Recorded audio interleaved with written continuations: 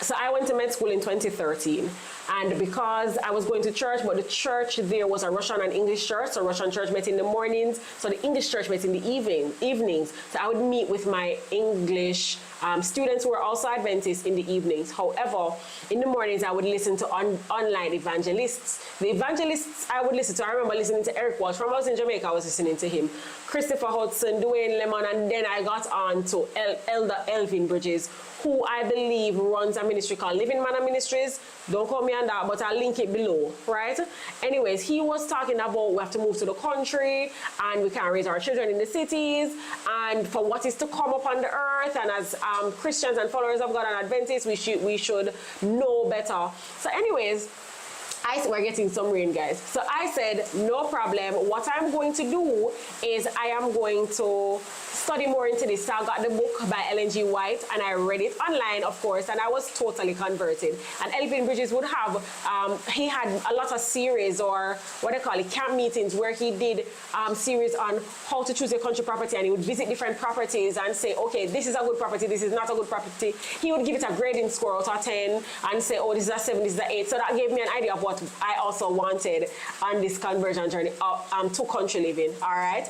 Now, with that being said, this is now 2017, 2018 that I'm sold on this country living journey, and I'm calling my mother now into it, and I'm saying, Mommy, this is, I come home one summer and it's hot and the loud music and it's just uncomfortable. We were comfortable in our home, but our surroundings were uncomfortable. Someone said, Mommy, this can't work. And what was your response to that, Mommy? I was saying, boy, I work hard to build this house and I'm not going to sell it and leave. I'm getting old. I can't manage that again. She said, I can't build again. And I said, I can't build again. Right. But you keep pressing. She's like a tick. Anything she said, she will not stop until she gets what she wants. Yes, yes. So I started to look in. We prayed about it and we started looking. I started to look at in St. Mary, and I looked at St. Thomas also, and Portland. I was very interested in Portland. So let me interject you there. So the looking started in 2019. Yeah. So I finished med school 2019, and my husband is abroad, so I had the baby at that time. So I said, okay, let me go for a year. Let me take a year and not just start working at the same time, but give my child a year and spend time together as a family. In this time, I was saying we should be looking, but of course I'm away, so I'm putting the pressure on her to look. And I remember saying I wanted to only work at. I remember praying and asking God where in Jamaica I should live, because I know it's not where we lived in Greater Portmore at the time, because those were matches boxes and it's hot, and if you've never flushed them toilet, I'm exaggerating, of course, yeah, I hear it, but yeah, it was very close. And if you never play any music, you hear it, that is for sure, right? Or talk too loud. So I said, okay, what am I going to do? And I prayed about it, and the Lord kind of, I felt impressed about two parishes. It was Manchester and Portland, and I shared that with Mommy, right? Now, investigating, I realized that as an intern, I couldn't work at the hospital in Portland. So I said, okay, Manchester. This brings me now to January 2020. I applied to Mandeville Regional Hospital, and I said, okay, I want to work there, and Mommy knows about this. And before that, let me just tell you, when I finished med school, I got through for KPH. I don't know if you remember, or yes, Spanish Town, one of them. And I told them I don't want to work in Spanish Town or KPH. And they said, okay, December 20, at the end as well, December 2019, they called me with the same thing again. They said KPH or Spanish Town, and I said no. And I applied to Mandeville Regional Hospital, right? And I was abroad now, and I was saying, Lord, what am I going to do? Because I'm in the US, so I'm saying, should I pursue country living in the US or in Jamaica? And there was a UK country living, SDA country living UK Facebook group that basically I sent out a prayer request in there. Remember, it's not a Jamaican group, it's a UK group. And in the UK group, I said, I'm asking the Lord if I should do country living in Jamaica or in the US, and I'm asking for prayers. And somebody commented, and this person is a very dear friend of mine now, somebody commented and said, come to rural Manchester. Remember, I didn't tell them where I was thinking about. I just commented in the group, and they said, come to rural Manchester, and my family and I will help you to get a tiny off-the-grid, to set up a tiny off-the-grid dwelling. That was an answer to my prayers, because I'm like, I never tell anybody where I wanted to go, and I already applied to Manabee Regional Hospital. So they said Manchester, and that narrowed it down for me. So I had asked for a family, that the Lord would send a family who was practicing country living, and he did that. I thought this was the answer to my prayer, so I connected with that person. At this time now, I am bothering mommy and I'm calling mommy. So what's going on your end? Yes, I wasn't convinced at first, but then as she continues to nag me about it and calling, I said, let me pray about it and start looking. So I was looking in Portland, St. Thomas, St. Mary. Didn't hear anything. So one day somebody bring a paper to me and said there was some place selling in a place in Manchester. I heard about somewhere in Manchester now, and we even lost on our way. But we did find the place, and I did not like it, you know. But a grave was on the land, and it was so close, very close to other people. You don't want to grave on the land, and we always, based on the specifications that we got when we watched Elvin Bridges. Because I kept sending her Elvin Bridges, and I thought about that, mommy. Yeah, she would send me Elvin Bridges every day, every Sabbath.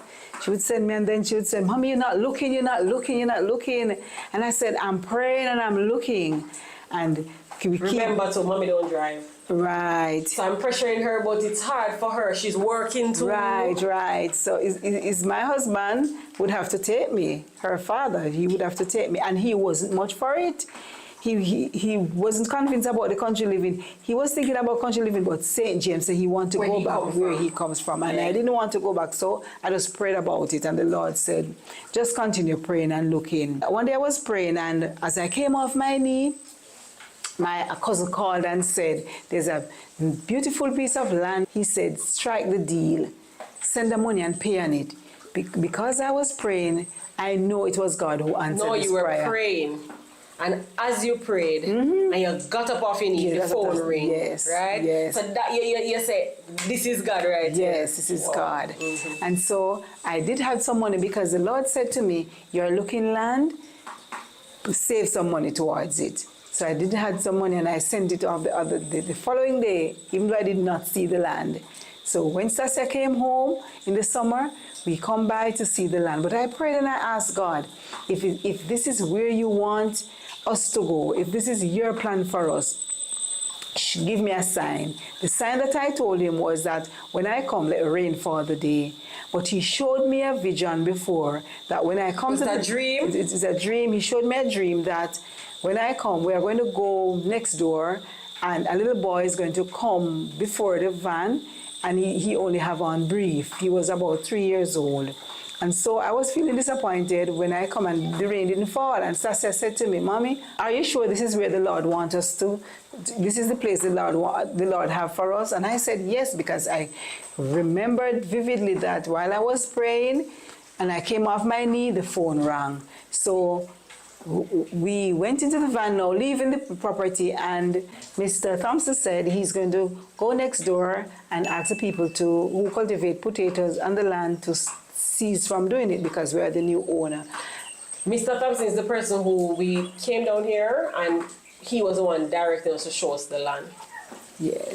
So we went into the van, and when we went over there, the little boy came right before the van. When the van stopped, the little boy, and the Holy Spirit said, see the vision there. And so I know it was confirmed that this is where the Lord wants us to go. But you know, my takeaway from this is, so far, is pray. But you can't just pray, you have to act. You were saving. Yes. You weren't only saving, you were searching. Yes. So you can't be searching and your hands are empty. Right. You have to be putting down one and two things, right? Yes. To be able to say, okay, God. Whenever God says go, I'm ready to go. Yes. I have the resources to go. We looked and we said, God, we don't see the money. We don't see the money. I was not working. Mommy was working. Daddy was working. But I was not working just yet.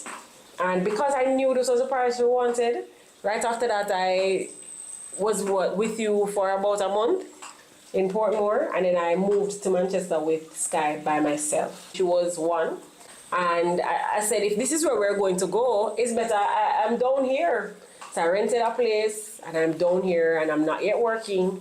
I had expected to work in September. That didn't happen. They didn't start observership till November.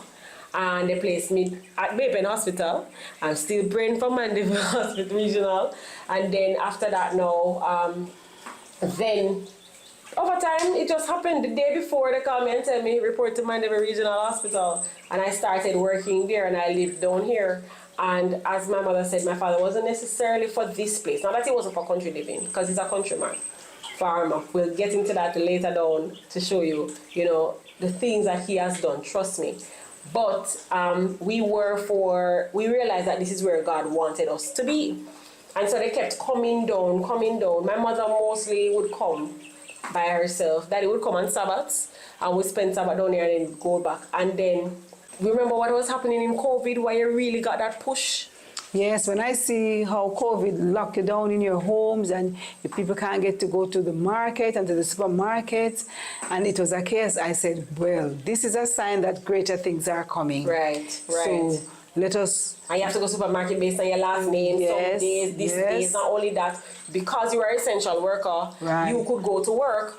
But you remember you said one time you were going and you said at 10 o'clock, you leave from 6 o'clock and even 10 o'clock because of the checks, you couldn't reach work, you have to turn back. Yes. She was still in Portmore at 10 a.m. even though she leaves 6 o'clock. And you said one time as well that he was carrying you, and it's like they were interrogating him and saying, you alone can go, but he can't go. And you're like, well, he's my driver. Yes, What am I going to do? So she said, these things kind of make you know, say, if I'm going to be locked down, I'd love to be locked down on a property where I can walk around where I can walk around my house, where I can have freedom to plant what I want to plant. So if you're locked down, you're not waiting for the shop to open, you're not waiting for the supermarket to open, you have some sort of self-sufficiency somewhat, right? You're planting your own food, you're sorting out yourself. And these were the things that kind of help us. You want to say something, Mommy? Yes, I was saying that, and also you have your own water supply because the Lord said your bread and water will be sure. Right. So when you plant your food and you have your own water supply, then you'll be fine. Right. Whether you have a stream near you or you have a tank, so when it rains, you are catching all this water, right? You need to get to that. But the point is, so fast forward now. So we are honing on a location. Yes. This is the land. We are starting to do the lawyer work. I haven't started working, but we said this is what we are doing. Just bring it back a little now. I remember when we said we came here, we met Mr. Thompson. Yes. Now, my friend that I mentioned that responded to my post on Facebook in that group, her last name is Thompson. And I remember after we left this property, I called her and I said to her, this is where we went. And she could tell us that she said they plant sweet potato on that land. I said, yes. She said, give me the name of the person who brought you to the land. And I told her, she said, that's my husband's uncle. So that was one first connection where I've never met this woman before. I've only spoken to her over the phone, WhatsApp and stuff. And I'm realizing that I made that one connection with her, right? So I said, Lord, you're doing something here, yes. Right? Moving on now. When I started to rent, just going back to that, when I was going to rent the place, I told her where it was. She said, my best friend lives right on that road. Right on that road, so you wouldn't, and they lived so close to me. When I moved from down here, remember it's me and the baby alone, I don't have no car, I don't know the place. If I need gas, if I need to go to the supermarket, anything at all those people assisted me with. Trust me, they were a blessing. They are still a blessing to me and my family, and just angels, I'm telling you. They really work for the Lord. So those were two ways in which the Lord connected me to this land. Like he provided ways, he opened doors to let me confirm my faith, basically, to say, this is where you should be. To be aware of new videos like this one, be sure to subscribe to the Preparing for the Time of Trouble channel. For more free videos and downloadable audio podcasts, as well as handouts, go to www.preparingforthetimeoftrouble.com. Topic categories include recordings of live seminar presentations, country living, sustainable gardening, homestead remedies, how to be self-sufficient when the grid goes down, wild edible and medicinal plants, hydrotherapy, and end-time Bible prophecies. To take advantage of these free resources, go to preparingforthetimeoftrouble.com.